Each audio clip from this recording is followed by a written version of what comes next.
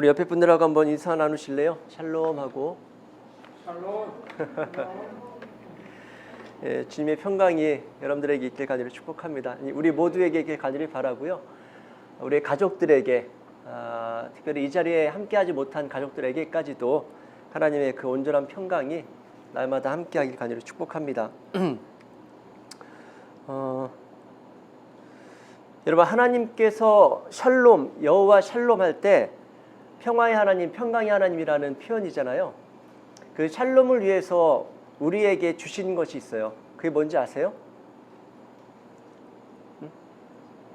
이스라엘 백성들의 샬롬을 위해서 주신 것이 있습니다. 그게 뭘까요?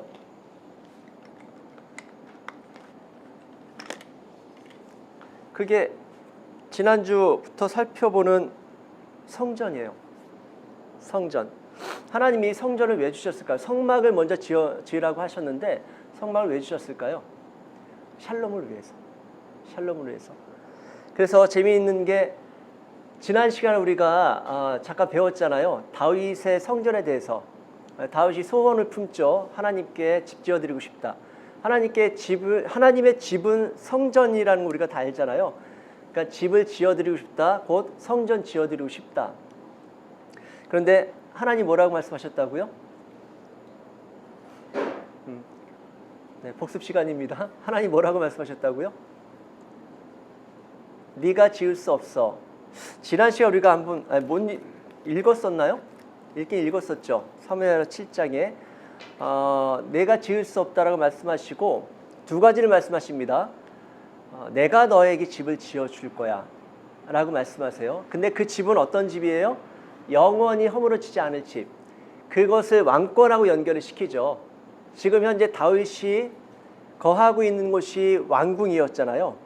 그리고 그 왕궁은 다윗이 지었다라고 생각할 수 있습니다.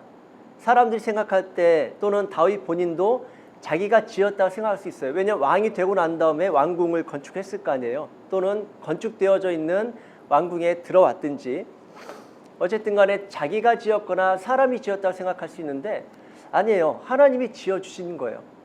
하나님이 지어주신 그 다윗의 거처, 왕의 거처, 그게 왕궁이니까요. 내가 집을 지어줄 거야. 그리고 또 그 집은 영원토록 너에게 주어질 거란다 라고 말씀하시고, 그리고 너의 자손을 통해서 너의 자식이 그 성전을 네가 지어주고 싶어 했었던 그 성전, 나의 집, 그걸 짓게 될 거야. 그 집을 누가 지어요? 네, 솔로몬이 짓죠. 왜 솔로몬이 지을까요? 일단은 다윗이 지을 수 없다라고 말씀하셨던 이유에 대해서는 하나님 말씀하시거든요. 피를 너무 많이. 네, 너는 피를 많이 흘렸기 때문에 지을 수 없단다 라고 말씀하세요. 그럼 왜 솔로몬은 왜 가능한 거죠? 피를 안 흘려. 네, 전쟁을 안 치렀기 때문에. 근데 그것보다도 그러면 뭐 솔로몬이 아니어도 괜찮잖아요. 다윗의 자식들은 어차피 거의 전쟁을 치르지 않았던 자식들이 대부분이니까. 근데 솔로몬이 샬롬에서 나온 이름이에요. 솔로몬이. 샬롬, 솔로몬 이렇게 되는 거예요. 그러니까 평화의 왕인 거예요. 솔로몬이. 그래서 솔로몬을 통해서 성전을 짓게 하십니다. 사람이 계획해서 이렇게 된 것이 아니라 하나님께서 어쩌면은 다윗의 솔로몬이 잉태될 때부터 하나님께서는 그 계획을 세웠을지도 모르겠어요. 어쨌든 평화의 사람을 통해서 평화의 또는 평강의 상징이라고 할 수 있는 성전을 짓게 하세요. 그 성전은 누구의 평강을 위해서 주어주신 거죠? 이스라엘 백성들의 평강을 위해서 주신 거잖아요. 그런데 그것을 평화의 사람이라고 하는 솔로몬을 통해서 짓게 하십니다. 자, 그래서 이제 성전에 대해서 우리가 오늘까지만 다시 한번 좀 공부를 할 텐데요. 여러분, 최초의 성전은 어디에서 나타난다고 말씀드렸었어요? 예, 계속 들으셨던 분들은 기억나실 텐데 최초의 성전의 모형이 어디였었어요? 성막. 네? 성막 전에요. 동산. 무슨 동산이에요? 에덴 동산. 에덴 동산이 처음 나올 때는 이게 성전 또는 성막, 하나님의 거처, 우리가 알고 있는 그 성전하고 연결하기가 조금 쉽지 않거든요. 근데 이게 성막이 지어지면서 이 에덴 동산이 성막 또는 성전의 모형처럼 주어졌던 것이었구나. 그렇게 깨달을 수가 있습니다. 뒤에 가서 성막을 통해서 보면은 좀 더 이해가 되실 거예요. 그리고 난 다음에 원 역사에서는 그 다음에 성전의 어떤 예시라든지 표본으로 나오는 게 없죠. 도리어 반대된 것들이 등장하는데 뭐가 등장을 하죠? 바벨탑 이전에 뭐가 등장할까요?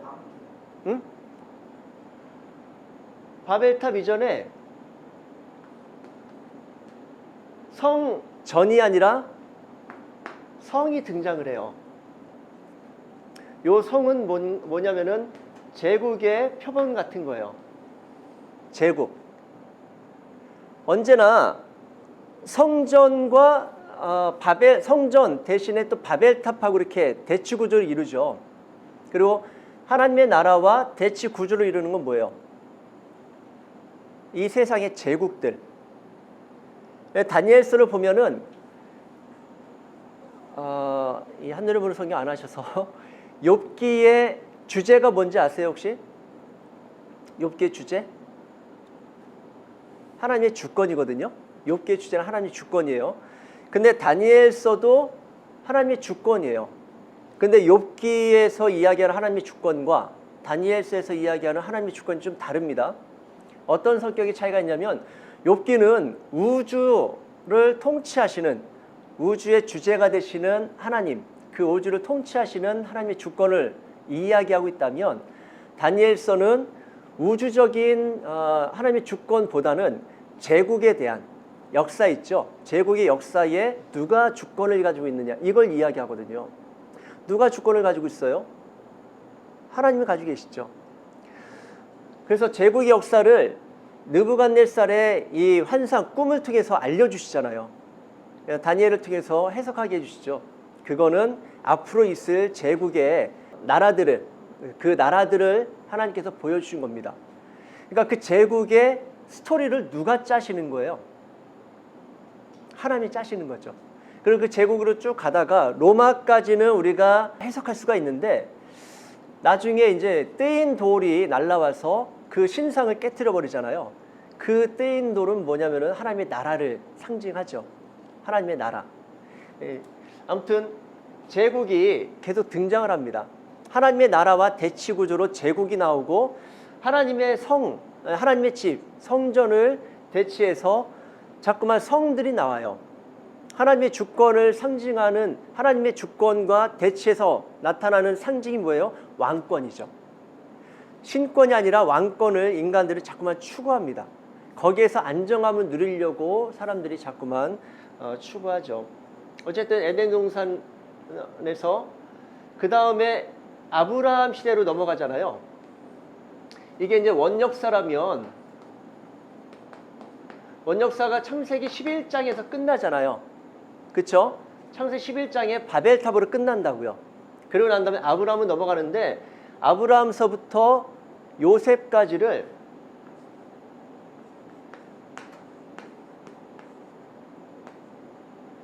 요 시대를 족장 시대라고 합니다. 들어보신 적 있죠? 족장 시대예요.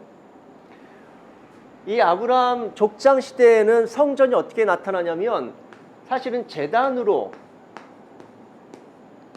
그렇게 나타나요. 여러분 아브라함이 갈대아 우르를 떠나서 뭐 잠시 하란에 멈췄다가 그리고 가나안 땅에 들어오죠. 가나안에 들어오자마자 행한 일이 뭐였었어요? 예배였었죠. 어디에서 예배를 해요? 제단을 쌓고 제단을 쌓았더라. 이게 말하자면은 제사의 원형인 거죠. 나중에 성막이 생기고 난 다음에 하나님이 제사법을 알려주심으로 그때 비로소 하나님께서 알려주신 대로 제사를 드리게 되지만 즉 오늘날 우리의 예배처럼 예배를 드리게 되지만 그 전에는 아브라함이 제단을 쌓음으로 그것을 가지고 하나님께 대한 자기의 신앙심을 표현했다라고 할 수 있습니다. 그러니까 결국에는 신앙심이 표현되는 데가 제단이자 또 성전인 거죠. 이게 그 다음에 출애굽 시대라고 하거든요. 출애굽 시대에 모세 때 뭐가 만들어져요? 우리가 알고 있는 것처럼 성막이 만들어지죠.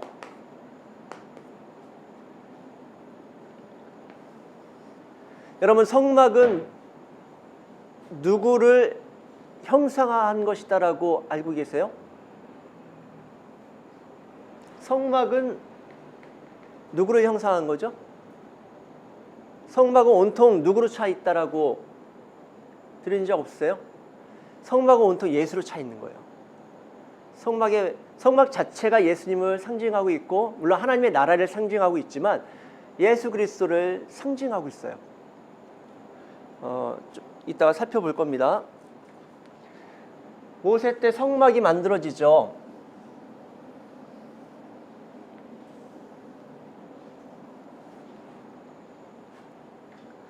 그리고 나서 성막의 성막됨 또는 성전의 성전됨, 하나님의 집에 하나님 집됨은 뭐에 있다라고 말씀드렸었어요? 하나님의 집인지 아닌지는 뭐로 구분이 돼요? 지난 시간에 장막과 성막 얘기하면서 설명드린 것 같은데 성막은 뭐고 장막은 뭐예요? 여러분, 하나님의 집 이 성막이 말하자면 텐트잖아요. 텐트예요 원래, 그쵸? 그런데 요 텐트에 무엇이 들어감으로? 예, 언약궤가 들어감으로 하나님의 집이 되는 거예요. 하나님의 처소. 그래서 언약궤 그때 말씀드렸었죠.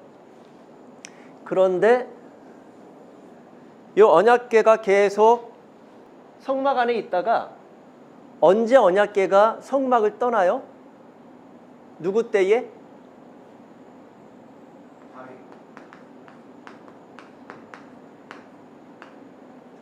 힌트 드립니다. 제사장? 누구예요? 엘리. 기억나시죠? 엘리 제사장 때 왜 떠나죠? 언약궤가? 네? 그 아들들 홈리와 비느하스가 블레셋과 전쟁을 치르는데 언약궤가 왜 떠나는 거예요? 그들이 언약궤를 짊어지고 나간다고요. 왜? 언약궤가 있으면, 법궤가 있으면 전쟁에 이길 것 같으니까. 이게 말도 안 되는 거죠. 하나님께서 언약궤를 메고 가라. 그게 언제 주어지는 명령이었었어요? 여호수아 때 가나안에 들어가기 전에 요단을 건너야 되는데 하나님 뭐라고 하십니까? 언약궤, 법궤를 짊어지고 제사장들이 짊어지고 먼저 들어가라고 하죠. 그래서 그들이 언약궤를 짊어지고 그 요단강에 발을 넣자마자 어떻게 돼요? 요단강이 갈라지기 시작하죠. 여러분, 하나님은 패턴을 통해서 우리에게 진리를 알게 하시는 부분이 있어요. 그러나 그분이 패턴에 매이지 않습니다. 패턴에 매이는 건 뭐예요? 우리의 일종의 민간 신앙심. 그죠? 이렇게 하면 우리 그런 경우 많잖아요. 징크스라든지 그리고 뭐 시험 치르기 전에 누구더라? 운동선수들 그런 경우 많잖아요. 그 운동하기 전에 시합 나가기 전에 뭐 원래 오른발잡이인데 왼쪽부터 무조건 양말을 신는다든지 아무튼 그런 어떤 징크스에 대한 두려움들이 있어서 그런 식으로 반응하는 경우들이 운동선수들이나 일반 사람들도 많습니다. 근데 하나님 법궤를 그렇게 취급하는 거예요. 이거를 대우하는 게 아니라 이건 취급하는 거예요.